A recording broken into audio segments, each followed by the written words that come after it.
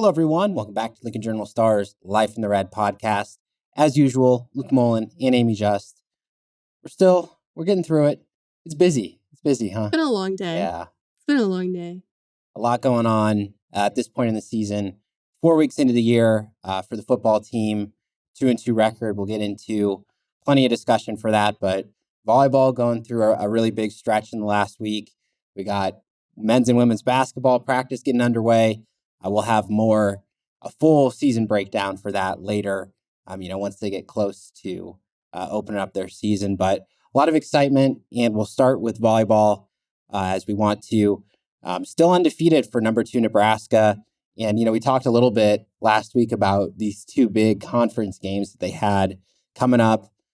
Swept through both of them. They were close. There were some tough periods that they had to get through, but I have to feel really good about the way that they handled both Ohio State and Minnesota. Oh, yeah, absolutely. Granted, Ohio State, I didn't necessarily know what exactly to make of them just because Ohio State has changed a lot from last year. Mm-hmm. But I thought Nebraska did a really good job with containing some of their top tier talent for both teams. And now they move on.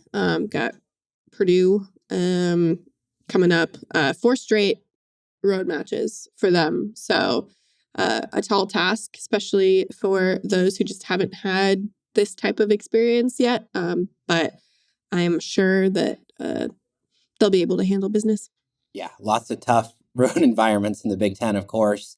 But a couple of the standouts from those 2 sweeps, in particular, that win over Minnesota, all 3 of those sets were really close, 25-23, 25-20, 25-22, the scores on those.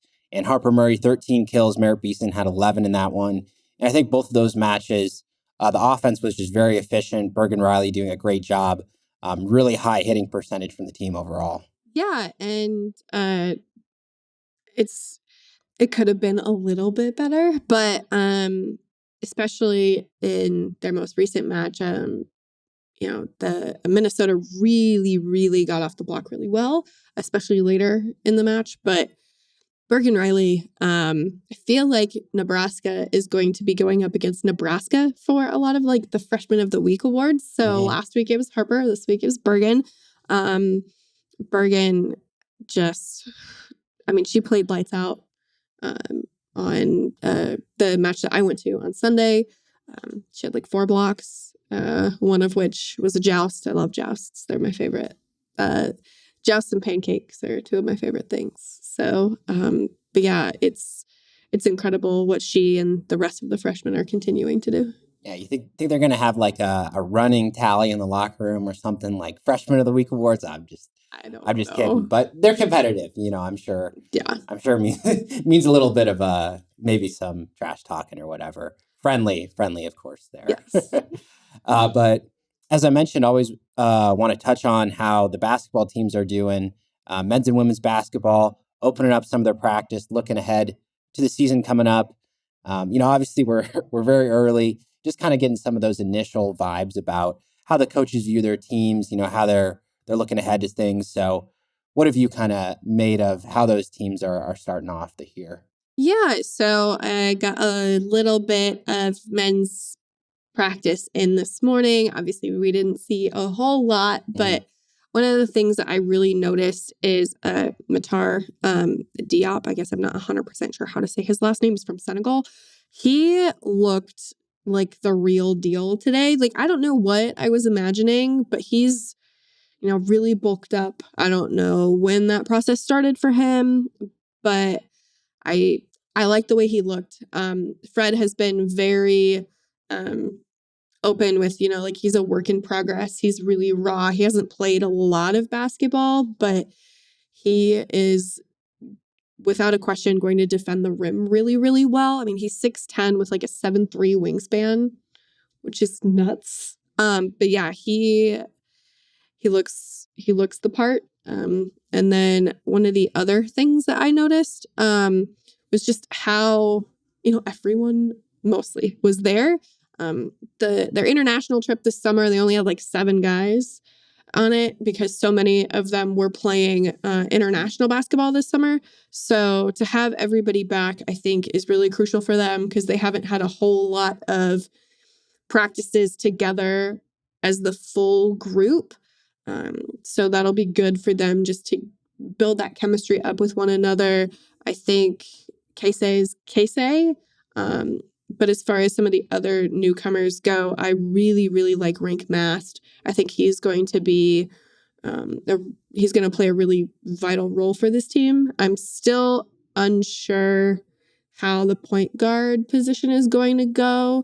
And this is my opinion, I doubt that Aaron Eulis will be able to play. I doubt it.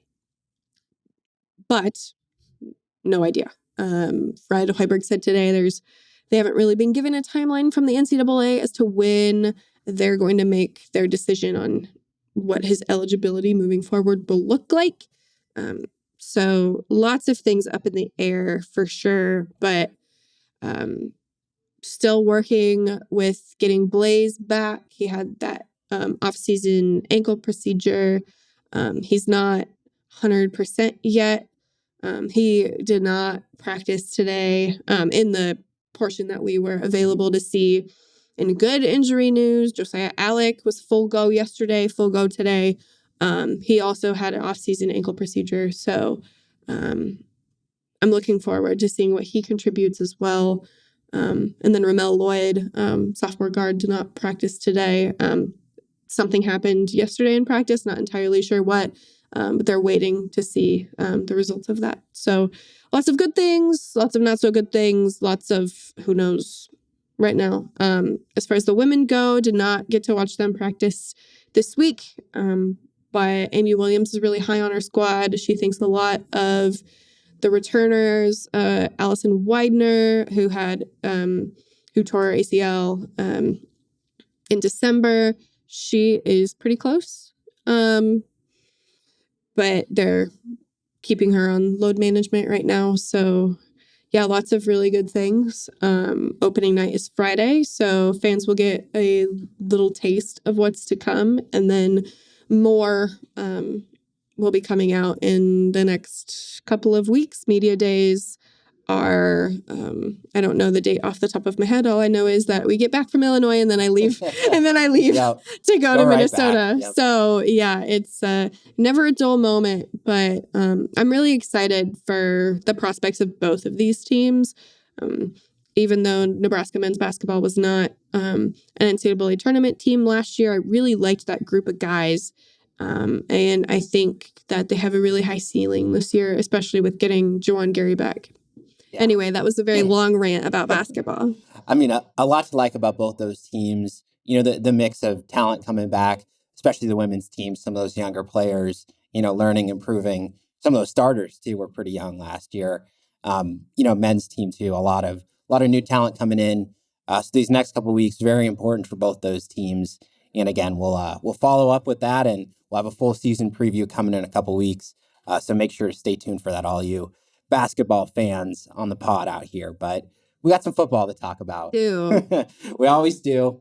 And this week, again, talking about a win. Nebraska defeating Louisiana Tech 28-14, evening their season record at 2-2. And the key to this one, of course, the ground game, 300 plus yards of it. That's what got the job done. And it could have been more. Sure could have. Could have been more. I knew that was going to be the key to success for them in this game just because Louisiana Tech's rush defense is abysmal. They didn't really go to it a whole lot early, but then they finally settled in and went to it, and it worked. Shocking. What a concept. But yeah, I really liked the way that Harper ran. I really liked Anthony Grant. I thought that game did a lot for his confidence. Definitely. Especially after having not played much this season and not at all against Colorado after he had that fumble against Minnesota. So yeah, I thought that game did a lot for him. Going to be a tough test this week to see what the run game will look like. I think it will depend wholly on who is out there at quarterback for them. The update that we got today, we were recording this on Tuesday, is that Harburg was full go in practice today, and Jeff Sims is still not 100%. So there you have it. That's what we know at the moment. At the moment, this present moment. Things obviously are subject to change in between now and Saturday. But as of right now, I would imagine they're going to be trending in Harburg's direction. Because again, and I've made this point several times, but I'll make it again. You do not want Jeff Sims in there if he is not 100%. You do not want a running quarterback in there on a bum ankle when he's not 100%. That's just a recipe for disaster. And think about what the margin for error looks like. There is none. Michigan. There is none. No. And so, yeah, I'm not in favor of that at all. But we'll see. Maybe he turns things around this week for his health, but I don't think it's a good idea, especially when Michigan's defensive line and all of its, NFL prospects on it just don't. They move quick. I don't like that matchup, especially with a guy on a bum ankle. Yeah, but it seems like Harburg's health trending in the right direction. Yes. It wasn't anything too major. Thankfully, yes. That happened there end of the fourth or late in the fourth quarter there last week. But just in terms of Harburg's play, I liked what I saw. 8 of 17 passing for 107 yards. Ran it 19 times for 157. And like you said, could have been more. A couple really big breakaway runs in there. One that was called back for holding. But 0 turnovers, 2 touchdowns. Did what he had to do. And I think when you look at this offense as a whole, it hasn't really mattered whether it was Sims back there or whether it was Harburg. Like, they've started slow. They found their rhythm a little bit there in the second half, coming out of that halftime locker room. But it's never been flawless. It's never been executed at the level that the coaches want to see from him. Yeah. I mean, he's young, I'm not reading into his mistakes a whole lot because he is young. These are his first 2, real games, right? So all you can ask for is progress. And I think he's made some. Definitely, I know he wants some of those missed throws back because some of those were pretty bad, and he'll tell you that. So, but yeah, regardless, though, you cannot make mistakes like that against Michigan. And I guess we'll see what happens on Saturday. Yeah. I mean, it depends on the kind of mistake, too, because there were a couple of those throws, right, that he sailed a little bit, but, they sail out of bounds. Like, that's tolerable. But, there's 1 or 2 that land, inbounds. It's like, that definitely could have been a pick. So 0 turnovers, like, they were fortunate to maybe avoid that last week. But, yeah, really have to be focused, precise with everything offensively this week because not a lot of room to operate in. But really, really quick, too, I think one of the big calls from last week was that fake field goal. I loved it. I loved Incredible. it. I love aggression on special teams, especially when things aren't going exactly how you planned. I think Tristan Albano has a bright future, but he's going through some stuff right now. So why not risk it? What do you have to lose? Nothing. Timmy Bleekrod was so close to getting in there. The picture he tweeted after was hilarious with all the tires. Yep, got to do the tire drill. Quick feet, Timmy. Incredible. So hopefully the situation presents itself where they can call that up again at some point this season. Because I really think that play has an opportunity to be a game changer for them. What I really like about it too is, you can think back to that Minnesota game too, that weird double reverse, back to Sims, like they've got a fake field goal here. Like, you don't call those things right unless you've practiced them a lot. So, you get a couple of those wrinkles here in the first couple of weeks of the season. Like, you get the sense they've got some more stuff saved up in that playbook. And, who knows whether they work that in. Yeah, exactly. But think of that pass that had, Heinrich, line up at the H-back and then go out for a pass. Like, they've got stuff in there. And if they want a shot to win this week, they might have to empty that. That's right. This is the week to catch them off guard. But yeah. Also, Nebraska dealing with a weather delay. Pretty unique situation. Not so unique when there's been some rain delays here in the last 5-6 years. That Akron game obviously was a wild one, but kind of an interesting situation. You talked to a couple players about just what that experience was like after the game. Tough to stay locked in a little bit, but it seems like everybody had that collective mindset when it happened of like, you cannot let the energy down because they still had, whatever it was, 7-8 minutes to go out there and finish. Yeah, I thought Deshaun Singleton made a really good point about how on Wednesdays they go out, they practice hard, and then they come back in, and then they go back out. And he said it felt like a Wednesday practice, and I thought that was really interesting. And then on Monday, Matt Rule said the same thing. It just felt like a Wednesday. I'm like, interesting. There are some things you can't practice for, but apparently, I guess you can. But yeah, no, what gets me is just like, you don't know how long it's going to last. And for them, it lasted 56 minutes, but it could have been an hour, 2 hours. If it would have been longer, I think that question would have been more definitely, yeah, precedent. Like how do you stay locked in when you have no idea how much longer you're going to have to wait? Yeah, but thankfully it was pretty quick for him. They had 20 minutes, and then they kind of had an idea that they were going to go out there, start warming up soon after, and altogether it was pretty smooth.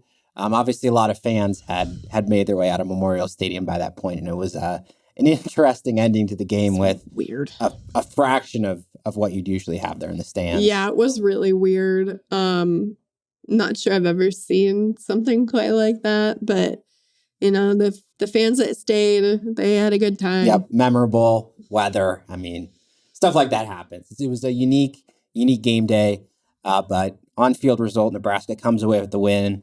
And talking about a couple of more big picture things about this team right now, a couple personnel discussions. Linebacker Luke Reimer's questionable, exited last week's game with an injury.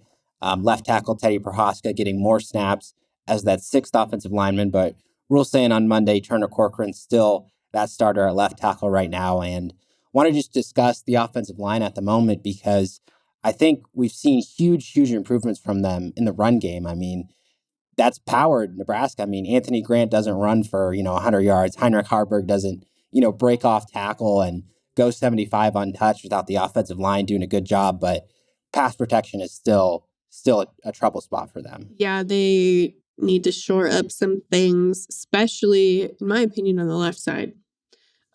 Whether that be, Matt Rule has said that, Turner Corcoran is still their left tackle. I just wonder if, especially against a team like Michigan, if you're going to bring in a tight end to chip more often than you normally do, I think that would be a good idea. I just think that left side of the offensive line needs some help.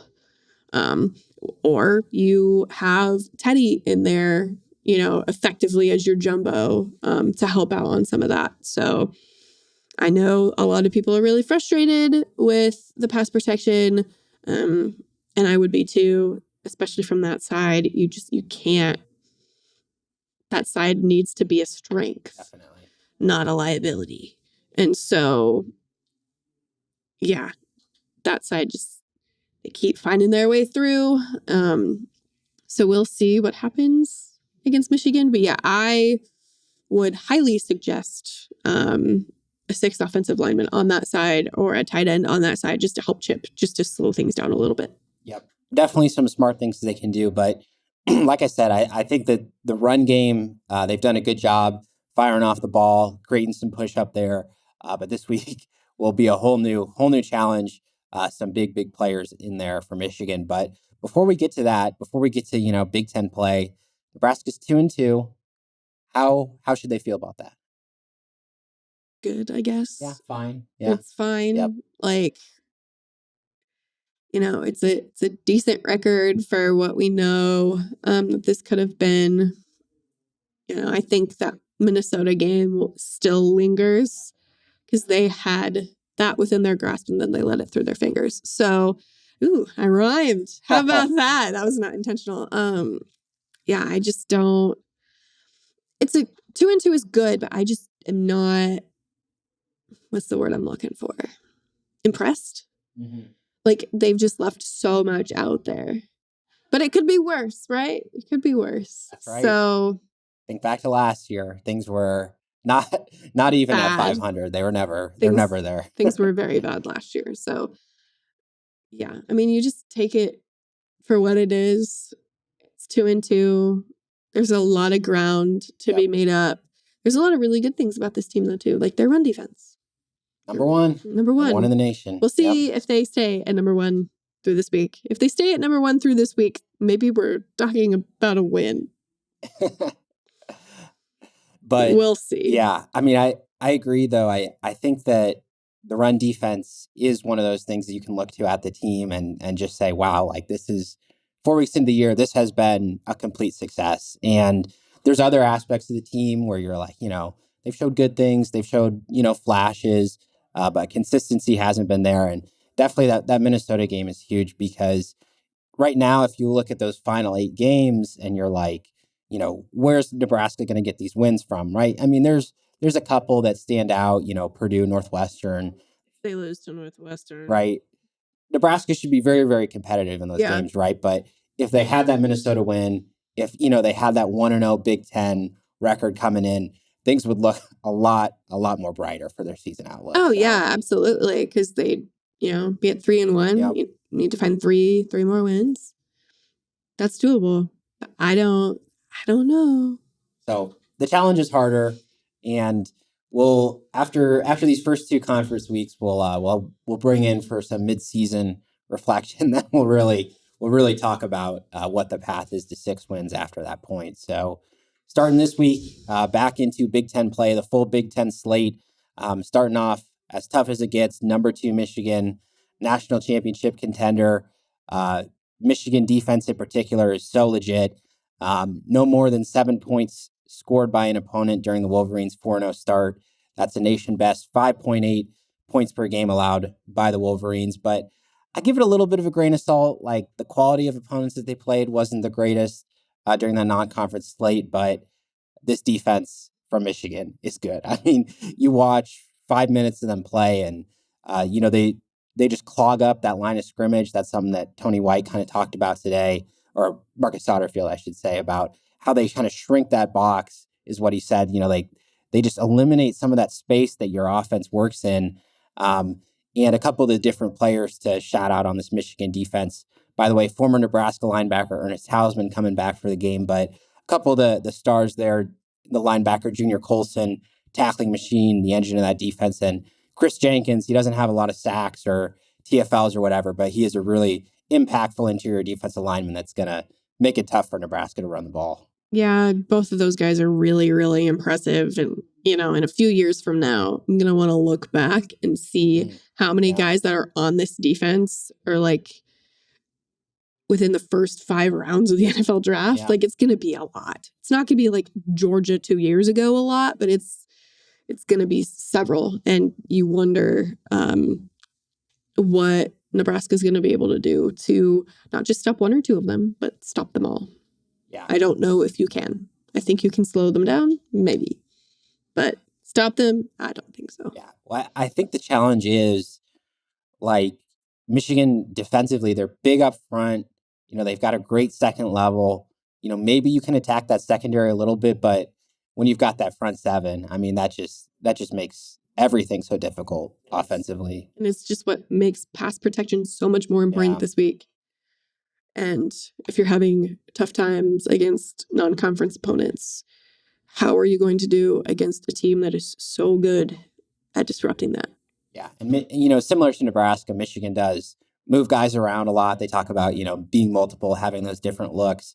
So the hope that, their practice preparation can help them with that. But obviously game environment is something new altogether. So that'll be the challenge for Nebraska in that regard. And the other flip side is that Michigan has a very good offense too. Something that, you'd expect from a, Big Ten contender like they are. But J.J. McCarthy, one of the top quarterbacks they'll face all year, very polished passer, runs the offense efficiently, has a lot of different targets there in the passing game. And the running back duo, Blake Corum, Donovan Edwards. Saw that last year. They're both excellent, veteran offensive line in front of them. It's going to be tough for this number 1 in the nation run defense to live up to that billing this week. Oh, yeah, absolutely. I mean, because both of them, like Corum and Edwards, are really different in what they do, but they're both really effective Thunder in and how lightning. they do it. Yep. Yeah, we will see. I feel like I keep saying that because I'm like trying not to be mean because I think this could be rough. I'm concerned. I will say that I'm concerned about what this Michigan offense is going to do because the defense has been so solid so far, but I just see McCarthy being able to dink and dunk, get these short yardage passes that, you got to have some of that available to the quarterbacks. And some of these first few that Nebraska's faced, they haven't really utilized that. They've missed throws. I mean, he is a veteran. He's going to be able to take what the defense gives him, pick them apart. When that running game gets going, I just think that they're going to complement each other. And it just has that feeling of once Michigan is able to string some first downs together, it's going to be downhill. It's going to be too tough to stop, maybe. It's going to be a long Saturday, I fear. Yep. Well, let's get into our hot topic, talking about that a little bit, about the challenge that Nebraska is going up. Michigan, obviously a very physical team, has some great offensive linemen, great defensive linemen. And so that battle is going to be the one to watch. How do we think Nebraska will hold up physically against Michigan? I think this team matches up better than last year, but there are not enough Bloody Tuesdays in the world to make them close right now. Yep. So, no. Well, Michigan's a national championship contender because of how good they are up front. And Nebraska's, mid-tier Big Ten team, probably, above average in some regards, below average in either. So talent is going to win out. Power, strength, the years that they've had, they're developing those lines at Michigan. I think that will win out. But at the same time, I think you do have to feel pretty good about the defensive line being able to hold their own, not get bullied off the ball. I don't think this is going to be one of those games that, in the last few years, there's been teams that have come in, run for 300, 350 yards. Like, I don't think that's going to happen. But ultimately, Michigan's going to be able to create some gaps there on offense. I think that they're going to be able to stop some stuff on defense. They're going to win more of those battles than not. That's fair. You're being kind. Well, trying to be fair, I don't know. It's not that be too harsh. It's not that I think Nebraska is terrible. It's that I think Michigan is really, really, really bleeping good. Absolutely. Yep. So score prediction. Michigan 35, Nebraska 7. I'm close. I've got 31-10, which is maybe even a little closer than I think it should be. Just because I mean, how many times, this is reflecting on our scores, how many times do we think Nebraska's going to A, get into scoring range, and then B, be able to convert on those chances? I feel like there's going to be one opportunity that'll come off of a special teams situation that'll give them a short field or a rare McCarthy, malfunction, I guess. But I don't think there's going to be a ton of opportunities. Yeah. I mean, Michigan's going to be able to put together drives. They're going to score points. I feel like this could be one of those games that's pretty competitive, as Nebraska's had, first 15, 20-ish minutes. I feel like it's going to be tight, only a couple of possessions. And then similar to some other games, I think Michigan should pull away there in the second half. Pretty standard game against an overmatched team, right? Sounds fair. But as long as the offensive coordinator doesn't get taken out on the sideline like last year and 2 quarterback injuries, I think we'll be okay. I mean, it was the truth. Chubba Purdy got thrown out there last year. Hurt. Yep. Logan Smothers thrown out there. Got hurt. Jarrett Sinak came in for cleanup duty. Man, that seems like a long time ago. That day was so cold. It's the coldest I think I've been in a really long time. It was, I forgot it was literally snowing. I'm trying to remember. Snowing, raining. Yeah. Well, I'm outside the stadium interviewing Harper Murray, freezing, just like, are you excited to come to Nebraska? Like shivering. Oh man, it was awful. She's great. Yeah, but pre-stardom Harper Murray. Been there. Yeah. Been there since signing day. That's right. So A lot to like. I think about this matchup. National powerhouse coming in, opportunity for the team to show some of the progress that they've made. But I think everybody knows it's going to be tough. They're going to have to limit mistakes. Execute to the highest level. Those are some of the goals we're hearing for the team this week. They know it's a real challenge. Yep, should be a good atmosphere. 2:30 kick, of course, again this week. A lot of attention there on that game, and we'll see the talent that Michigan has to offer. Again, look back in a couple years, see what happens there. But we'll have all the different game coverage, stuff to watch there at journalstar.com. We've got some previews, stuff to watch for here coming up in the next couple days. Of course, volleyball has some big matches coming up too. They're on the road, so our Brent Wagner will have you covered for that as well. So appreciate all of you listeners, our viewers, for sticking with the coverage. And that's been it for this week's Life in the Red. We'll see you next week.